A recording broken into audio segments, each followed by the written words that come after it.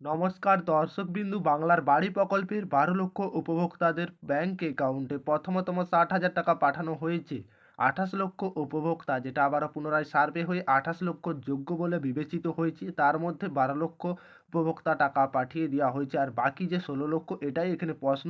বাকি ১৬ লক্ষ টাকা কবে উপভোক্তাদের দেওয়া হবে, যেটা আগামী বিধানসভা রাজ্য সরকারের টাকা দিয়ে দিবে বিধানসভা হওয়ার আগে, বা আপনাদের যারা বাকি থেকে যাচ্ছে বেশিরভাগটাই ছিল পিডব্লিউএল লিস্টে, তারা কবে টাকা পাবেন, আবাস যোজনা নিয়ে আবারও কি আপডেট উঠে আসছে অবশ্যই আপনারা জানতে, বা বাকিদের টাকা কবে আসবে অবশ্যই ভিডিওটি শেষ পর্যন্ত দেখতে থাকবে, উপকারে আসবে। ভিডিও শুরু করার আগে আপনাদের কাছে ছোট রিকোয়েস্ট, আপনারা যদি আমাদের চ্যানেলে প্রথমবার এসে থাকেন অবশ্যই চ্যানেলটিকে সাবস্ক্রাইব করে অল নোটিফিকেশান অন করতে ভুলবে না, এবং বন্ধুদেরকে ভিডিওটি বেশি বেশি করে শেয়ার করতে ভুলবে না। ঠিক আবারও কি বলা হয়েছে, আবাস যোজনা রাজ্যের আবাস প্রকল্পের অনুমোদিত যেটা তালিকায় ১১ লক্ষ উপভোক্তাদের টাকা দেওয়ার কাজ প্রায় শেষের পথে।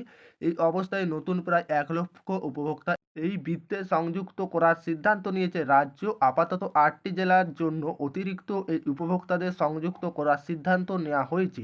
আধিকারিকদের একাংশ অনুমান, যেটা কঠোর যাচাইয়ের পরে টাকা পাঠানোর আগের শেষ মুহূর্তে পুনর্যাচাই হচ্ছে, তাতে কিছু সংখ্যক করে উপভোক্তাদের বাদ দেওয়া যাচ্ছে।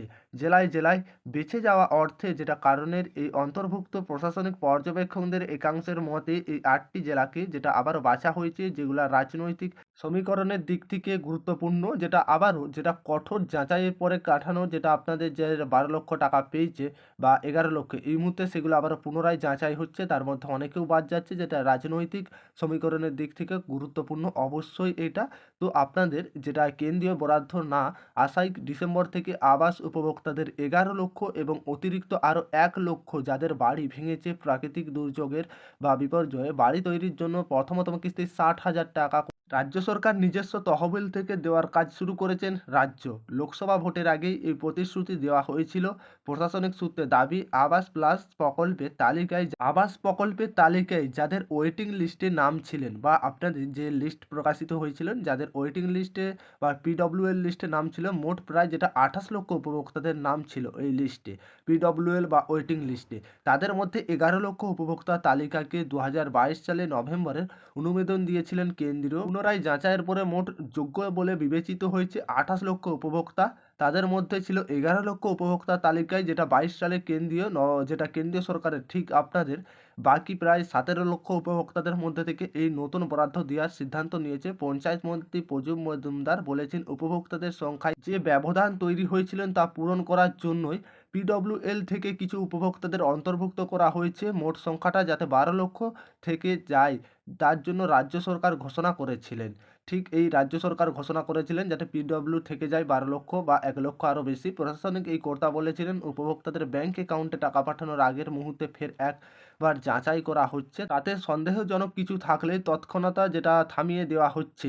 আবারও টাকা পাঠানোর, যেটা আপনাদের টাকা পাঠানো হবে বা টাকা পাঠানোর পরে কোনো উপভোক্তার অযোগ্য বলে যদি জানা যেত বা বিবেচিত করা হতো, তা থেকে অর্থ ফিরিয়ে নেওয়া হচ্ছিল সরকার, বা প্রত্যেকটি জেলায় এইভাবে অনেক অর্থ বেঁচে যেত, বা এইভাবে অনেক অর্থ বাঁচত, যাতে সম্ভবত যা কাজে লাগানোর জন্য নতুন উপভোক্তাদের যুক্ত করা হচ্ছে আবারও। আর আবাস প্রকল্পে যেটা ২৮ লক্ষ যোগ্য উপভোক্তা বলে বিবেচিত করা হয়েছে, এর মধ্যে এবার ১২ লক্ষ উপভোক্তাদের টাকা দেওয়া হয়েছে, যেটা ছিল ১১ লক্ষ, আবার ১ লক্ষ বাড়ানো হয়েছে। ঠিক এই ১১ লক্ষ থেকে ১২ লক্ষ করা হয়েছে, যেটা আপনাদের গত ১৭ই ডিসেম্বর অর্থাৎ ২০২৪-এর ডিসেম্বর মাসে আবাস যোজনার টাকা আনুষ্ঠানিক সূচনা করা মুখ্যমন্ত্রী মমতা বন্দ্যোপাধ্যায় বলেছিলেন, জেলাশাসক, পুলিশ সুপার, এসডিও, বিডিও বা ওসি, আইএস সকলেই নজরদারি আবাস তালিকায় পুনর্যাচাই হয়েছে।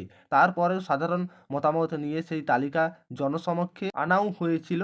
মোট ২৮ লক্ষ উপভোক্তা রয়েছে যারা এই দফায় পায়নি। ২৮ লক্ষ যাদের নাম রয়েছে বা ২৮ লক্ষর মধ্যে তারা এই ১২ লক্ষর মধ্যে পায়নি, তারা দুঃখ করবেন না। কেন্দ্রীয় টাকা না দিলে তাদের দুটো কিস্তিতে টাকা দেওয়া হবে, যেটা আপনাদের ২০২৬ সালের মধ্যে কাজ শেষ করতে ফেলবেন। তার বা আপনাদের এই ঘোষণা করা হয়েছে যে ২৮ লক্ষ উপভোক্তাই টাকা দিবেন। রাজ্য সরকার নিজস্ব তহবিল থেকে ২৮ লক্ষ উপভোক্তাকে বাংলার বাড়ি প্রকল্পের টাকা দেয়া হবে। ঠিক আপনাদের এই ডিসেম্বর মাসে ১২ লক্ষ উপভোক্তাকে দেয়া হয়েছে। বাকি যেই সমস্ত উপভোক্তারা রয়ে গেছে, যেটা এবার আগামী মে, জুন মাসের মধ্যে বাকি অর্ধেক আগামী ডিসেম্বরে, জানুয়ারির মধ্যে টাকা দিয়ে দেয়া হবে। চিন্তা করার কিছু কারণ নেই।